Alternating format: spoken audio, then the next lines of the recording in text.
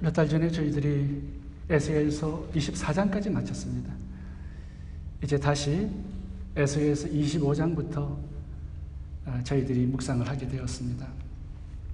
에스겔서는 이제 두 파트로 되어 있는데요. 1장에서 24장까지는 예루살렘을 향한 멸망의 예언입니다. 그리고 25장부터는 이스라엘 주위의 여러 나라들에 대한 멸망의 예언입니다. 25장부터는 모압, 암몬, 에돔, 블레셋에 대한 심판의 예언이 나옵니다. 오늘 본문에는 두로에 대한 심판의 예언입니다. 이 두로에 대한 예언은 다른 나라들보다 분량이 굉장히 많아요. 26, 27, 28장 세 장에 걸쳐서 하나님께서 심판의 예언을 하고 있습니다. 이 두로는 이스라엘과 굉장히 친한 나라였습니다. 다윗 시대 때는 이 두로의 히람 왕이 다윗의 친구였어요. 그래서 다윗 궁을 짓는데 백향목과 기술자들을 보내주었습니다. 그리고 솔로몬 시대에는요, 이 두로 왕 히람이 성전 건축에 필요한 백향목을 다 제공했습니다. 그리고 건축의 기술자들도 다 제공을 했어요. 그러니까 하나님의 성전이 두로 사람에 의해서 건축이 완공이 된 것입니다. 그만큼 하나님께서 사랑하시고 관심을 많이 두신 나라예요. 성전 건축 이후에 이 두로는 무역의 1등 국가가 되었습니다. 해상 무역을 개척해서 굉장한 부를 쌓았습니다. 그런데 그 부유함의 축복은 오래가지 못했습니다. 나중에 교만해지죠. 이스라엘이 범죄에서 계속 약해질 때 이스라엘을 공격합니다. 이스라엘과 언약을 맺은 국가인데 배신합니다. 그래서 이스라엘의 적대국이 돼요. 오늘 본문에는 두로에 대한 예언이 나오는데 바벨론 왕 느부갓네살에 의해서 멸망을 당할 것을 예언합니다. 이스라엘은 이미 멸망을 했어요. 바벨론 포로 생활 11년 차에 오늘 본문에 두로에 대한 심판의 메시지가 주어진 것입니다. 바벨론 왕이 침공을 했는데요, 이 두로가 강대국이었기 때문에 13년간 전쟁을 합니다. 바벨론과 전쟁을 할 만큼 굉장히 강대국이었어요. 그런데 13년 후에는 전쟁에서 패하고 멸망합니다. 그렇다면 두로의 멸망의 심판의 이유는 뭘까요? 26, 27, 28장에 자세히 나오는데 멸망의 이유를 찾아보면 두 가지를 발견할 수 있습니다. 첫 번째는 이웃에 대한 악행입니다. 오늘 본문에 보면 이스라엘의 멸망을 보고서 와, 기분 좋다, 이렇게 표현을 하고 있습니다. 2절에 보면 아, 너무 좋다, 이스라엘이 망해서, 이렇게 조롱하고 비운다는 거죠. 또 하나는 이스라엘이 멸망할 때 이 두로가 발빠르게 예루살렘 성전에 들어가서 하나님의 기물, 보물들을 약탈해 갑니다.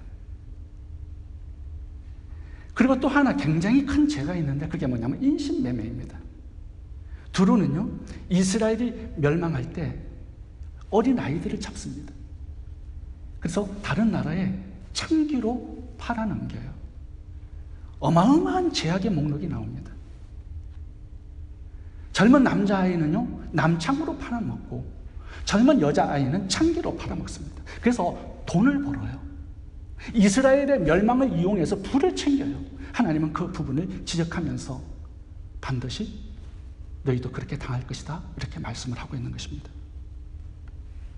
요엘서 3장 3절을 읽어보겠습니다. 또 제비 뽑아 내 백성을 취하고 동남으로 기생을 바꾸며 마셨습니다. 두루와 시돈과 블레셋 사방아, 너희가 나와 무슨 상관이 있느냐? 너희가 내게 보복하겠느냐? 만일 내게 보복하면 너희의 보복하는 것을 내가 속속히 너희 머리에 들리리라. 곧 너희가 내 은과 금을 취하고 나의 진귀한 보물을 너희 신궁으로 가져갔으며 또 유다족 자손과 예루살렘 자손들을 헬라 족속에 팔아서 본 지경에서 멀리 떠나게 하였습니다. 인신매매가 이 두루의 제약이었습니다. 이스라엘의 포로들을 노예로 팔아 넘깁니다. 하나님의 백성들이 가장 연약했을 때 도와준 게 아니에요. 오히려 이익을 취합니다. 인간을 상품화해요. 자기 이익의 도구로 삼습니다. 이게 얼마나 악한 제약인지 하나님께서 진노하고 계시는 거죠. 오늘날에도요, 이 두루의 제약을 범하는 사람들이 있습니다. 인신매매하는 사람들이죠. 예전에 70년대, 80년대 한국에 인신매매가 되게 많았습니다. 제 사촌 여동생이 인신매매단에 붙잡혀서 봉고차에 잡혀갔어요. 와, 근데 몸싸움을 해가지고 봉고차에서 뛰어내린 겁니다. 그래서 살아났어요. 와, 굉장한 일이 많았습니다. 사채를 빌려서 못 갚으면 신체 포기각서를 씁니다. 그것도 인신매매죠. 네팔에서 사역하는 김경수 목사님 간증을 들었는데요. 그 네팔에서도 인신매매가 굉장히 많이 일어난답니다. 그 어린 아이들을 잡아서 인도의 사창가에 팔아넘기는 거예요. 그래서 김경수 목사님께서 뭘 하시냐면 그 아이들을 구출해서 선교센터를 운영하고 계세요. 근데 그분의 얘기를 들어보니까 아이들을 치료하기가 불가능하대요. 이미 육체와 정신이 황폐해가지고 치료가 참 어렵다, 이렇게 간증을 하셨습니다. 완전히 짓밟아버리는 거죠. 하나님의 형상으로 창조된 인간을. 제가 한국에 가면은 항상 만나는 선교사님이 전철한 선교사님입니다. 이분은 외국인 노동자 선교센터를 운영하고 계세요. 예전에 만났는데요, 사역의 내용을 설명해 주시는데, 옛날에는 가장 많이 했던 사역이 외국인 노동자들 밀린 임금을 받아주는 거였답니다. 악덕 사장들이요, 외국인 노동자들을 부려먹고 임금을 주지 않는 거예요. 그래서 고국에 붙일 돈도 없고 자기 생활할 돈도 없어요. 그것을 받아주기 위해서 악덕 사장들을 만나러 가는 것이 이 전철한 선교사님의 주된 사역이었다고 합니다. 얼마나 슬픈 이야기입니까, 한국이. 지금은 복지가 좀 많이 나아졌기 때문에 이런 일들이 많지는 않았지만 옛날에는 비일비재했습니다.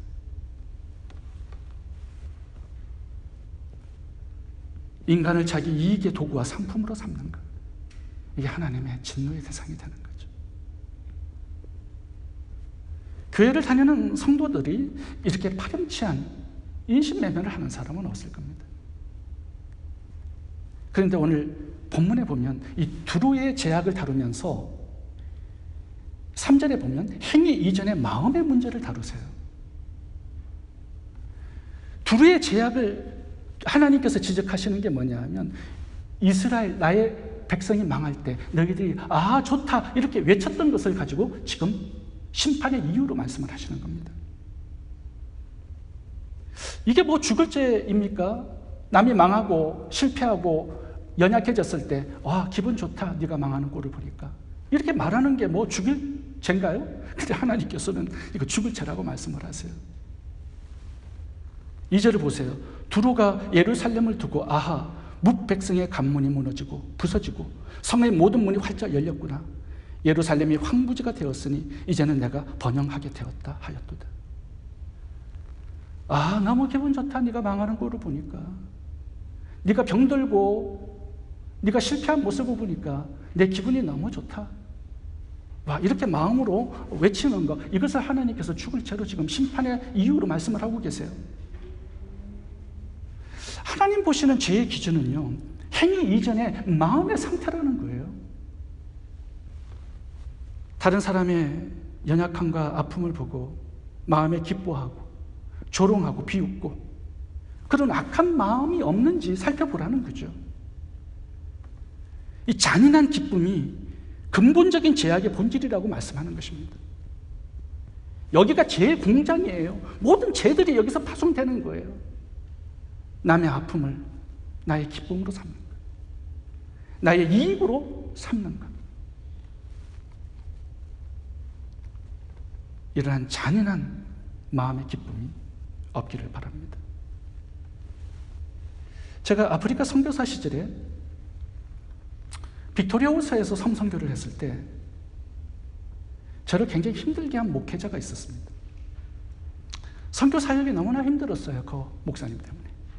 근데 그 목사님은요, 제가 사는 동네에서 150명 정도의 큰 목회를 하는 목사님이었습니다.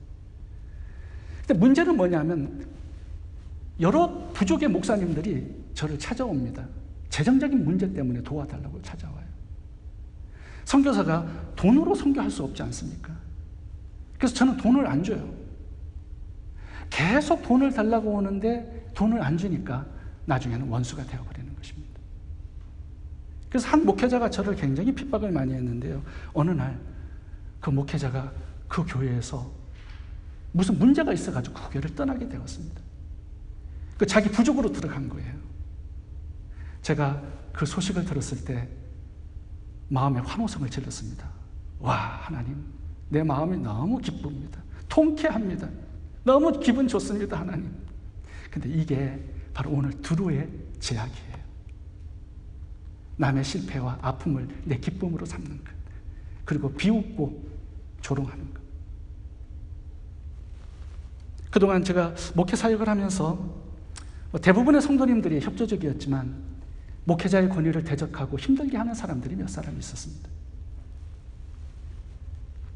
어느 날 병들거나 사고를 당할 때 제가 겉으로는 슬픈 척했지만 마음으로는 너무나 기뻐했습니다.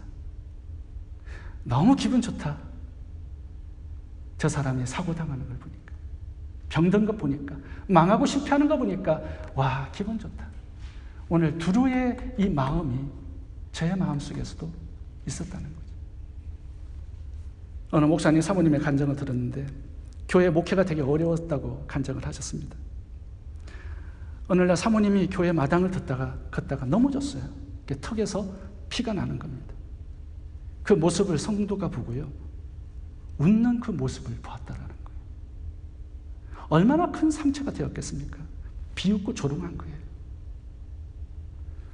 우리가 이렇게 내가 좋아하지 않은 사람들이 망하고 실패하고 연약해질 때 마음 좋아하고 기뻐하고 조롱하고 비웃고 이런 악한 마음이 없는지 한번 살펴보라고 말씀을 하고 있습니다.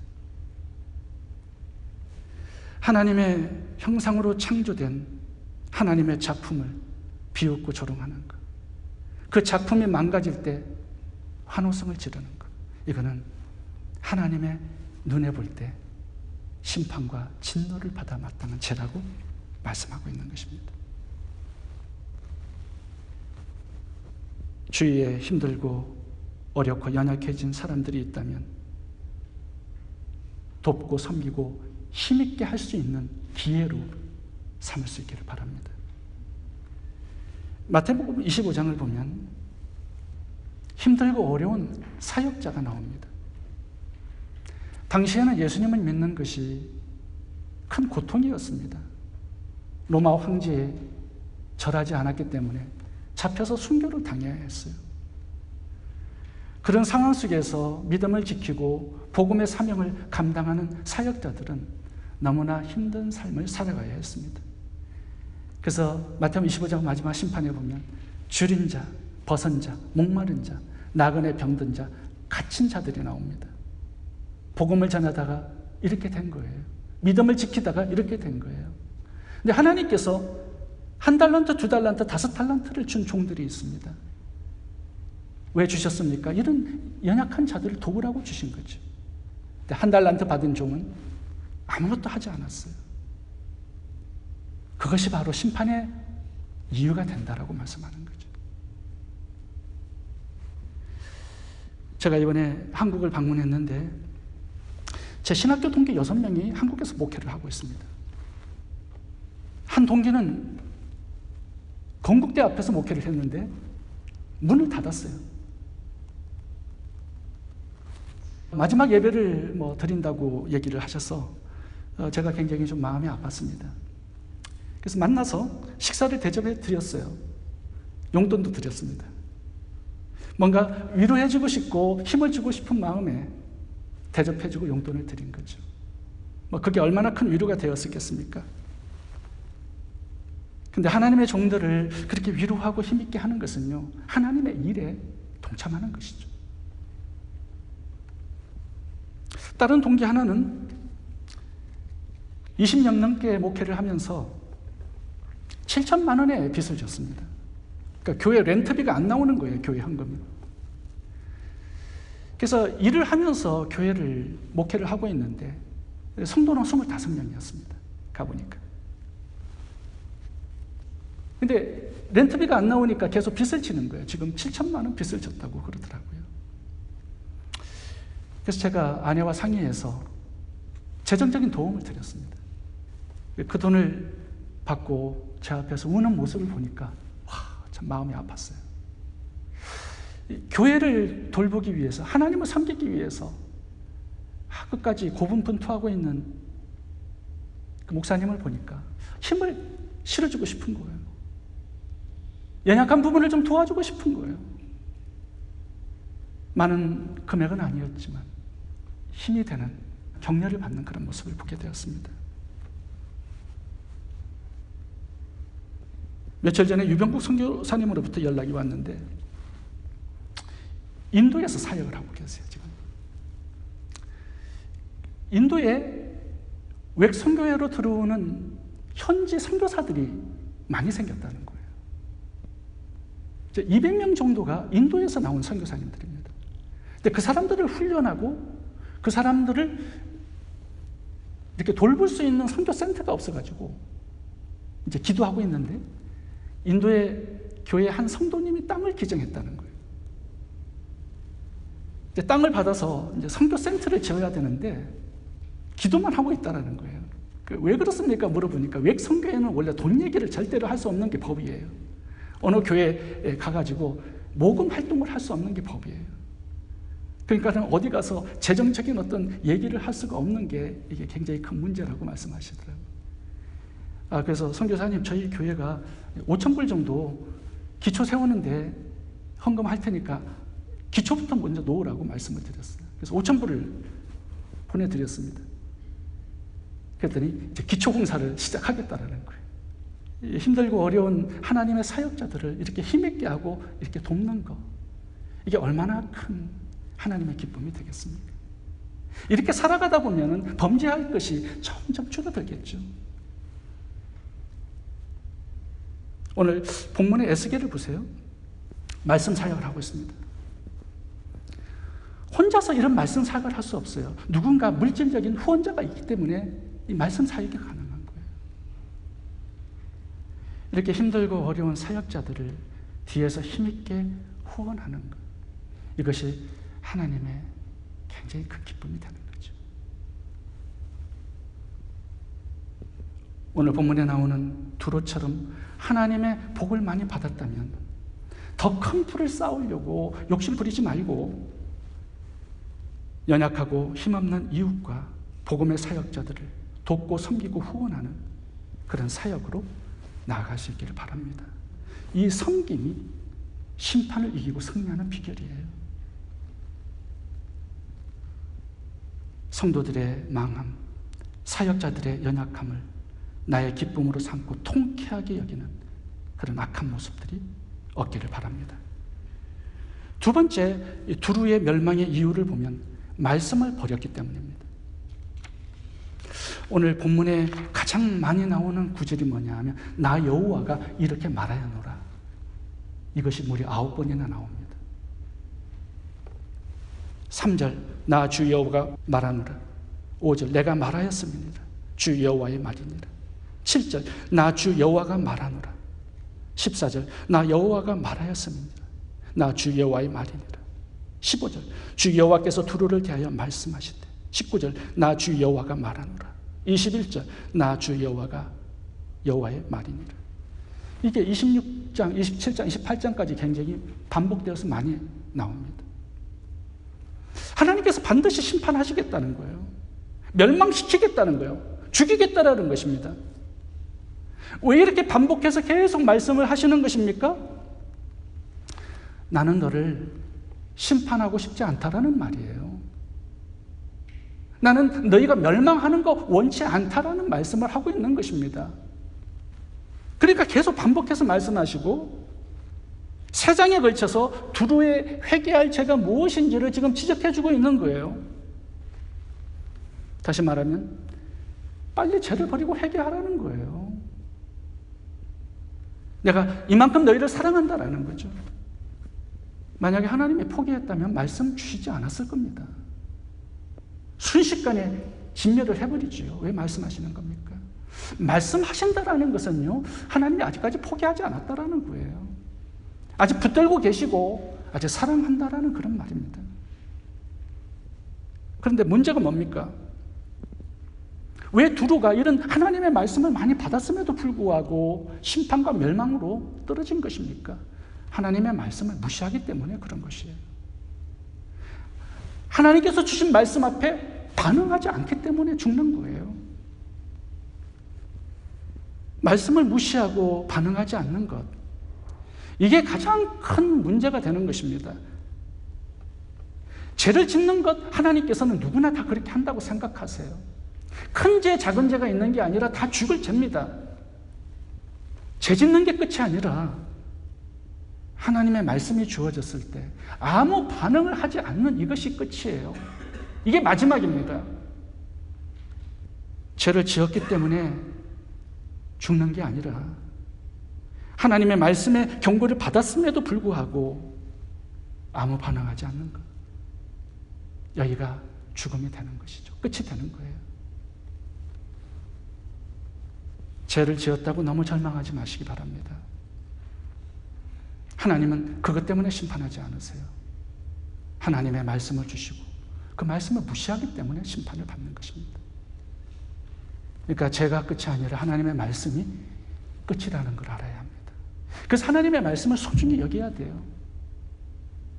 여러분, 주야로 말씀을 묵상하지 않고 내가 하루하루 말씀에 반응하지 않고 살다 보면 심판 때에도 그렇게 됩니다. 중요한 것은 오늘 하루 하나님의 말씀 앞에 서는 거죠. 말씀에 반응하는 거죠. 말씀에 순종하는 거죠. 설령 그렇게 살다가 범죄하더라도, 심판이 오더라도 다시 한번 하나님의 말씀을 붙들 수 있는 기회가 생기는 거예요. 이렇게 하나님의 백성들을 인신매매해서 창기로, 창나무로 팔아먹는 이 악한 두루에게도 하나님은 포기하지 않으셨습니다. 말씀을 주셨어요. 회개하고 돌아오라고. 그렇다면 하나님께서 포기할 사람이 어디 있겠습니까? 가룟 유다까지 예수님은 포기하지 않으셨는데 왜 우리를 포기하시겠습니까? 내가 내 스스로를 포기하지 않는다면 소망이 있는 거예요. 요나서를 보면 그 당시에 가장 악한 민족이 아수르, 니누웨였습니다. 근데 그 악한 아수르 백성들을 하나님께서 포기하지 않으시고 요나 선지자를 보내서 40일 후면 너희 나라가 멸망한다라는 메시지를 주셨습니다. 그러니까 죄가 끝이 아니라 이제 말씀이 끝이 되는 거죠. 근데 니누웨 백성들은요, 이 말씀을 받았을 때 반응합니다. 왕에서부터 짐승에까지 굵은 베옷을 입고 금식하면서 회개해요. 하나님이 그 모습을 보시고 심판을 취소해 버리십니다. 노아의 홍수 심판은 어떻습니까? 하나님께서 120년을 기다려 주셨습니다. 와, 정말 대단히 인내가 많으세요, 하나님. 죄 짓는다고 적시 심판하지 않으시고 노아의 방주를 만들게 하신 다음에 120년을 기다리신 다음에 또 말씀을 전해주세요. 이제 방주 안으로 들어가라. 운동장만한 큰 방주를 지으시고 수많은 사람들이 들어오기를 기대하셨지만 8명밖에 들어오지 않았습니다.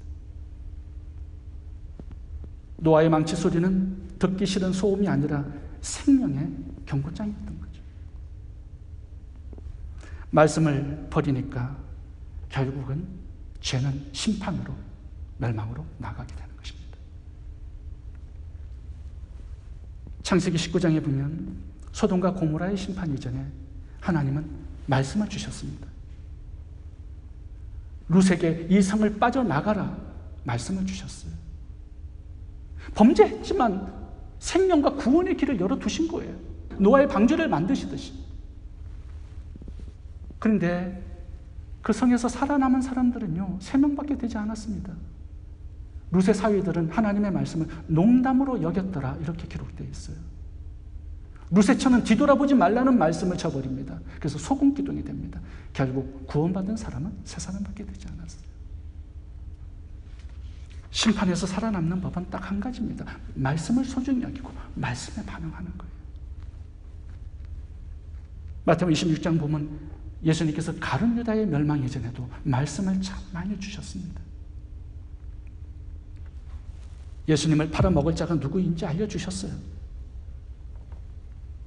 너희 중에 한 사람이 나를 팔리라. 나와 함께 그릇에 손을 넣는 그가 나를 팔리라. 이 말씀이 가룟 유다의 마지막 기회였죠. 근데 가룟 유다는 예수님의 말씀을 버립니다. 자신의 뜻을 굽히지 않아요. 결국 말씀을 버리니까 죽음으로 나아가게 된 것입니다. 예수님은 마태복음 11장 20절에서 이 두루의 예화를 사용하면서 회개가 얼마나 중요한지를 말씀하세요. 읽어보겠습니다. 마태복음 11장 21절. 화 있을진저 고라시나 화가 있을진저 벳세다야, 너희에게서 행한 모든 권능을 두루와 시돈에서 행하였다면 저희가 벌써 벼옷을 입고 제에 앉아 회개하였으리라. 결국 회개가, 말씀에 대한 반응이 죽음에서 생명으로 나아가는 비결이 된다는 메시지를 주고 있는 거죠. 기독교 역사상 가장 악한 죄를 지었다가 가장 하나님께 위대하게 쓰임받은 목사님이 한 분 있습니다. 그분이 잔 뉴턴입니다. 이 잔 뉴턴은요, 가정이 기독교 집안이었고 어머니로부터 어린 시절에 성경을 배우면서 자랐습니다. 근데 어머니가 어느 날 죽어요. 어머니의 죽음 이후부터 방탕한 인생이 시작이 됩니다.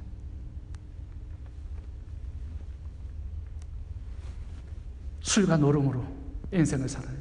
그 나중에는요, 노예 무역선에 탑니다. 그리고 선장이 돼요. 그래서 아프리카에서 노예들을 잡아다가 영국으로 끌고 가서 다른 나라에 파는 노예 상인이 되었습니다.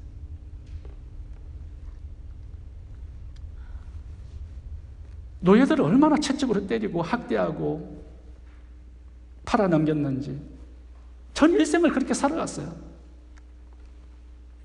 그런데 1748년 그 같은 노예 무역선이요, 큰 풍랑을 만납니다. 북대서양의 거대한 폭풍우를 만났을 때 배가 침몰해요. 그때 어머니가 가르쳐준 성경 말씀이 생각났다는 거예요. 그러면서 하나님께 기도합니다. 그때 기도 내용이 되게 짧아요. Lord, have mercy on me. 하나님, 내게 자비를 베풀어 주세요. 내 전 일생을 하나님을 위해서 살겠습니다. 그런 결단을 합니다. 하나님은 그 기도를 들으시고요, 이 노예 선장 잔 뉴턴을 구원해 주셨습니다. 영국으로 돌아왔을 때 잔 뉴턴은 노예 선장을 때려치고 신학교로 들어가서 신학생이 되었고요, 졸업한 다음에 목사 안수를 받습니다. 그 목회 생활이 시작이 돼요. 자기의 죄를 회개하면서 지었던 시가 Amazing Grace, 나 같은 죄인 살리신 그 찬양입니다. 그의 회개는 개인의 축복으로 끝나지 않았습니다. 그 당시 영국에는요, 노예 무역이 굉장히 활발했어요. 이것을 끝내기 위해서 윌리엄 윌버포스라는 사람이 노예 제도를 폐지하기 위해서 국회에서 싸우고 있었습니다. 그 사람의 영적 멘토가 잔 뉴턴이에요. 결국 영국에서 잔 윌버포스를 통해서 노예 제도가 폐지가 됩니다. 이 노예 제도의 폐지는요, 미국으로 나와서 링컨이 또 노예 제도를 폐지하게 됐죠. 이 잔 뉴턴 목사님의 삶은요, 아무리 어둡고 죄 많은 과거를 가진 사람이라도 하나님의 말씀에 순종해서 회개하면 용서만 받는 게 아니라 수많은 사람들을 살리고 세상을 축복하는 위대한 하나님의 도구로 쓰임을 받을 수 있다는 굉장히 소망적인 메시지를 우리들에게 주고 있습니다. 오늘 에스겔 26장을 통해서 두 가지 메시지를 기억할 수 있기를 바랍니다. 약자를 향한 악행은 반드시 심판을 받는다는 것이, 하나님의 말씀에 순종해서 회개하면 다시 복된 미래로 나아갈 수 있다.